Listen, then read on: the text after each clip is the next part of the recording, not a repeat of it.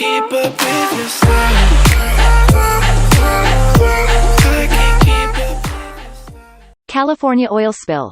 Images released of cracked pipeline. Cargo ship denies role in disaster. The company that owns a massive cargo ship that had drawn scrutiny in the offshore pipeline rupture that fouled miles of beaches and sensitive wetlands says its ship was not involved in the environmental calamity and has been cleared by investigators for any involvement. Authorities say a ship's anchor may have dragged and ripped the pipeline, which spewed up to 144,000 gallons of oil last week into the Pacific Ocean about 5 miles from shore. The Rotterdam Express, a German-flagged ship nearly 1,000 feet long, was anchored a few miles out at sea last week while awaiting access to one of the area's crowded ports. The ship, owned by Hapag-Lloyd, later sailed to Oakland, California, where the Coast Guard boarded it Wednesday. Data from the navigation service Marine Traffic shows the Rotterdam Express may have made 3 unusual movements over 2 days that appear to put it over the pipeline, the Associated Press reported. Hapag-Lloyd spokesman Nils Haupt denied in an email to USA Today that the ship and its crew did anything wrong. He said the ship arrived in the area on September 21. The anchor was dropped exactly as requested and confirmed by port officials, Haupt said. It did not move until October 3, then it left, for Oakland.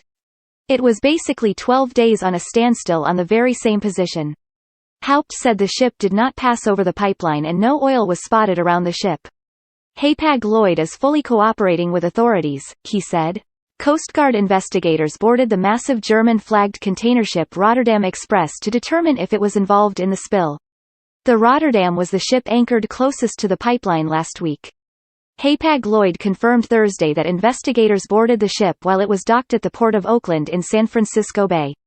The Coast Guard interviewed the captain and crew and was provided access to the logbook showing the ship's locations, according to Nils Haupt, a spokesman at Hapag-Lloyd's headquarters in Hamburg, Germany. Afterward, the Coast Guard called the company to say the Rotterdam no longer was under scrutiny for the spill, Haupt said. The ship was cleared to depart Oakland was headed to Mexico. The investigation continues as authorities clean up the oil. The Unified Command, led by the Coast Guard, said more than 400 crew members were in cleanup operations. Up to 1,500 people were expected to be sent by the end of the week, the command said in a statement. The Unified Command released the first images of the pipeline and the 13-inch crack investigators believe could be the source of the leak. Video showing the pipeline shows a fairly thin, hairline crack, which some experts say might help explain how so much oil leaked into waters without being immediately discovered and stopped. Amplify Energy Corp. CEO Martin Wilshire, the head of the parent company who owns the pipeline and oil faculties, has insisted the company wasn't aware of the oil spill or issues with the pipeline until a sheen on the water was detected at 8:09 a.m. Saturday, even though federal regulators say the company's own systems signaled a possible failure in the pipeline when a low-pressure alarm went off at 2:30 a.m. The first emergency call came in Friday at 6:13 p.m., after a ship had noticed a sheen in the water, according to a federal report on the California Governor's Office of Emergency Services Spill Report website.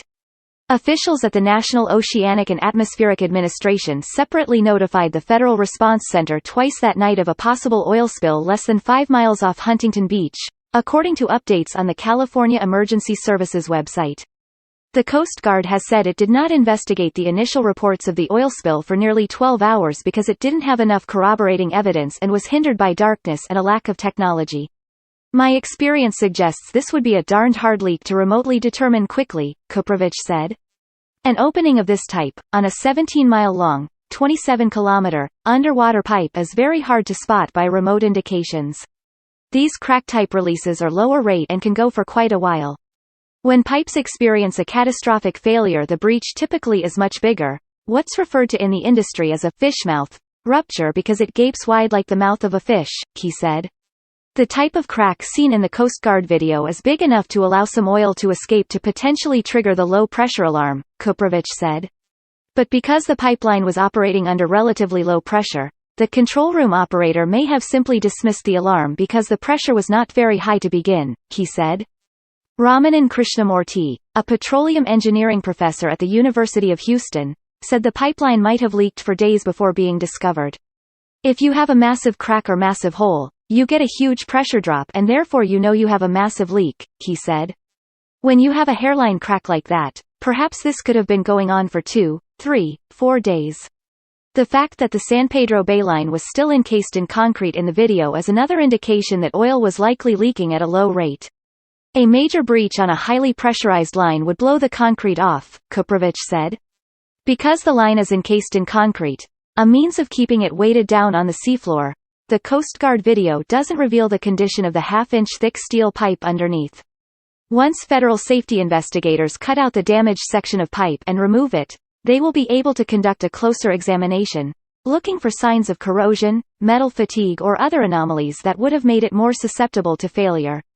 That examination should also reveal if the crack grew larger over time, Kuprovich said. Orange County Supervisor Katrina Foley urged residents to join the cleanup, calling on thousands of volunteers to assist with cleanup efforts. Once conditions are deemed safe, Foley tweeted, "Please sign up to volunteer so we can get our beaches cleaned up." Foley said volunteers will receive 4 hours of training to protect their health and to ensure hazardous materials are disposed of properly.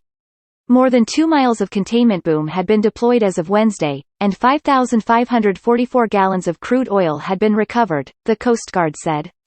The Wetlands and Wildlife Care Center said that so far 19 birds had been recovered alive and at least 5 others had died.